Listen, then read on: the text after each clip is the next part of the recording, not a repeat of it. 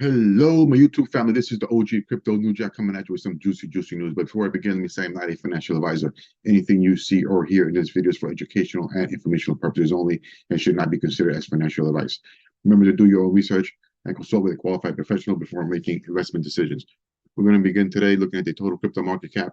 It is coming in at 1.21 trillion and is down 2.2%.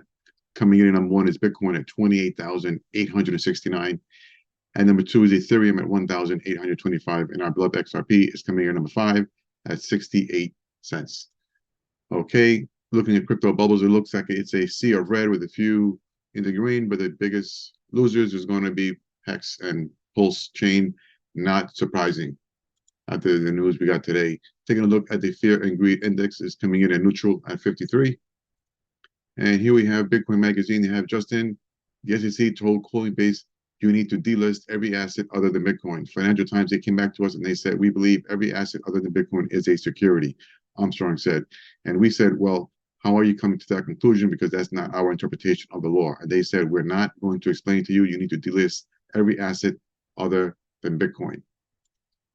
Okay, moving on from there, we have Blockworks that kind of refutes this. It says here, the SEC never asked Coinbase to delist assets, both Coinbase and the SEC say. And that's the article here from Blockworks where they state just that. I'm just going to scroll down to the highlighted parts, and it says, the U.S. Securities and Exchange Commission did not ask Coinbase to delist any specific assets before it sued the exchange, according to new statements from the exchange and the regulator.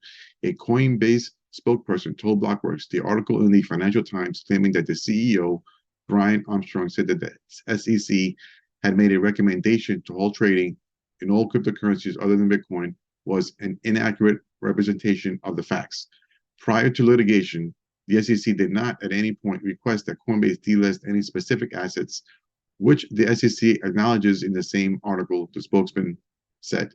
The interview, as published earlier today by the Financial Times, omits important context regarding our conversations with the SEC. So there you go. Who knows what really went down there. Okay, moving on. Shout out to Mason versus Lewis. He writes, breaking, Richard Hart from Hex just got sued by the SEC, and here is the official complaint where it has the Securities and Exchange Commission against Richard J. Schuler, aka Richard Hart, Hex, Pulse Chain, and Pulse X. So that was today. Okay, and then same thing there. We have Altcoin Daily referring to that complaint. The SEC is claiming that Richard Hart used Hex and Pulse ICO money to buy luxury goods for himself. Do you think this is true? I don't know. Possibly he's Gucci'd out, blinging everywhere. So who knows? I guess we'll find out sooner or later. Okay, moving on. Shout out to XRP News. They have this article here. Ripple XRP News. Bank of America executive recognizes Ripple XRP. The leading financial institution, Bank of America, recognizes Ripple XRP as a possible exception within the payment space. Nice to see. Here we have Chad Steingraber, shout out to him. Puts this thing out. Ripple payment platform partner TerraPay has been acquired by a consortium of investors. The global payment solutions company operates in over 60 countries in Africa, Asia, and Europe. And under the article, we had Raf of Kahneman, writes, mapping Visa invested in TerraPay, Ripple capable, and in return, TerraPay will integrate Visa Direct in its platform. It's not unexpected, they're huge, but interesting. Visa acquired Earthport, Currency Cloud, and now TerraPay Investor, all Ripple users. Nice to see. Okay, also with Chad Steingraber, he writes the list. Updated today, 7/31/2023. Faster Payments Council members, all members have committed to join FedNow, if not already on board. They're all coming sooner or later. Cross-border will become enabled. And I can't wait for that to happen. And here's a fun little tidbit that I found documenting Bitcoin, put this thing out. Henry Ford predicted Bitcoin 100 years ago. And here you can see this old newspaper where it states Henry Ford, or just Ford, would replace gold with energy currency and stop wars. So he actually was using the word energy currency, and it kind of makes sense. I mean, that's what crypto is, Bitcoin and the rest of them. So he was way ahead of his time. Okay, and here we have Shannon Thorpe. She put out a tweet the other day, and it's in regards to her price prediction of XRP. It's been all over social media. She's not like from what I can tell, a Looney Tune. Um, in her description, she writes, "I work in treasury management for Wells Fargo. I'm also a licensed realtor in the state of Florida, though currently inactive, not a financial advisor. Do your own research."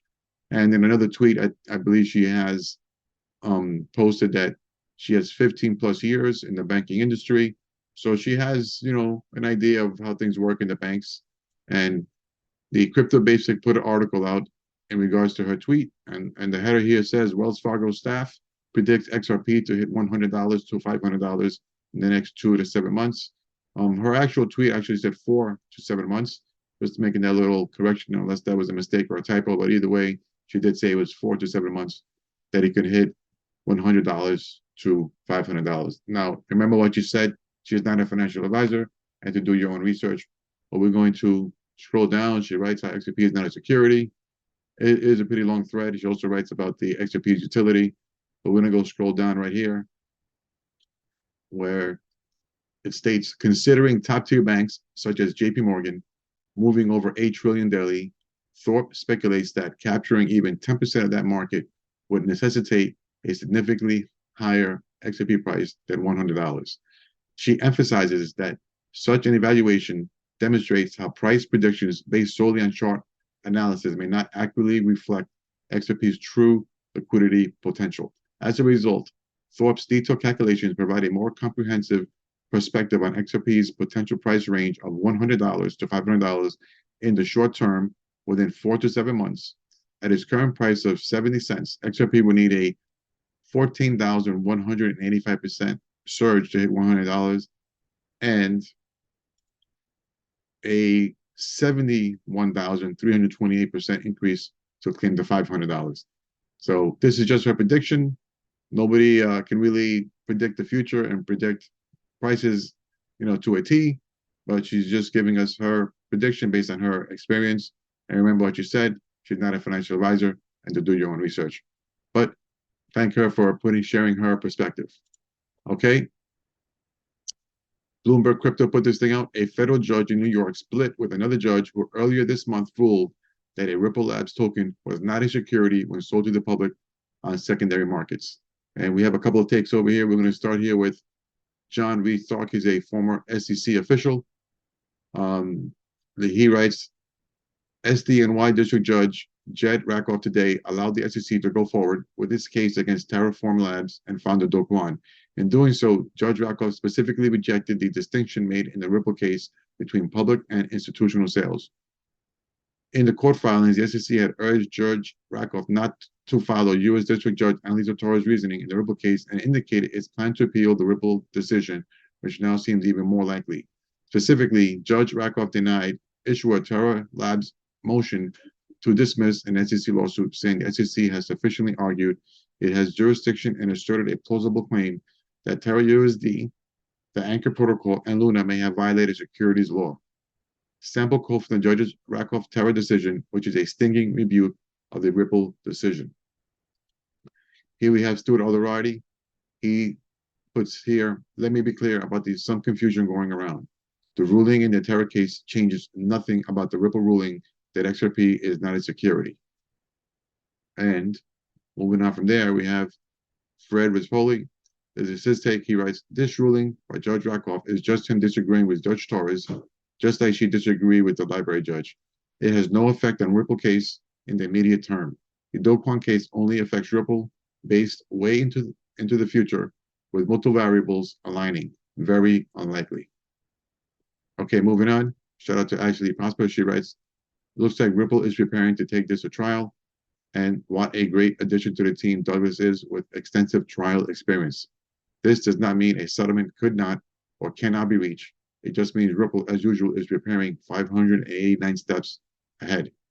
And apparently this gentleman here, Douglas S. Zolkine, is based in the New York office of Du Bois and Plimpton, LLP, and a member of the firm's White Collar and Regulatory Defense Group.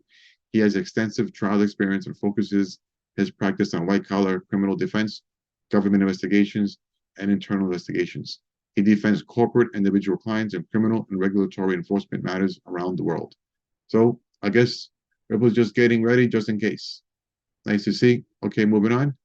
This is Stuart Alderotty again. We're going to play this video. This is where he kind of schools Gary Gensler and teaches Gary Gensler what is and is not a security. Let me play the video. What do digital assets have to do with orange groves, barrels filled with whiskey, payphones? Who remembers those? And beavers? Well, it turns out a lot. None of those things, standing alone, are securities, but any one of them can be packaged into a contract for an investment that may be a security. Huh? Let me break this down a bit. The law lists a bunch of things that are securities. That list includes things you ordinarily think of, like a share of stock. Why is a share of stock always a security? If you own a share of stock in, let's say, Apple owes you a fiduciary duty, and you can hold Apple accountable if they don't fulfill those obligations. That's true no matter how you bought the stock or who sold it to you. But the law also includes something called an investment contract in the list of things considered a security. An investment contract is not like a traditional share of stock. And anyone who tells you that, well, let's just say they're trying to confuse you. Investment contracts are contracts that I sell to you with the promise that I'm going to take the money you gave me and do things to increase the value of your investment. I can take a bunch of orange groves and sell those to you. That's not an investment contract. Or I can sell you some of those orange groves as part of a larger set of promises to cultivate those groves, sell the oranges, and distribute the profits back to you. That's an investment contract. So, orange groves alone, whether I sell them to you or you buy them on an exchange, no investment contract. The very same orange groves, coupled with a promise that I sell directly to you, that I am going to work to make those orange groves profitable, that entire bundle of promises is an investment contract and therefore a security. But the orange groves alone are still just orange groves. Some would like you to think that a digital token can in and of itself be a digital asset security. It can't. Standing alone, it's just a commodity or a virtual currency.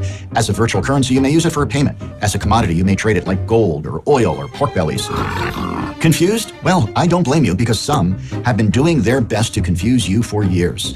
Because the Securities and Exchange Commission only has jurisdiction over securities, not orange groves, and they don't like that. Like a hammer, they want everything to be a nail. But the law doesn't work that way.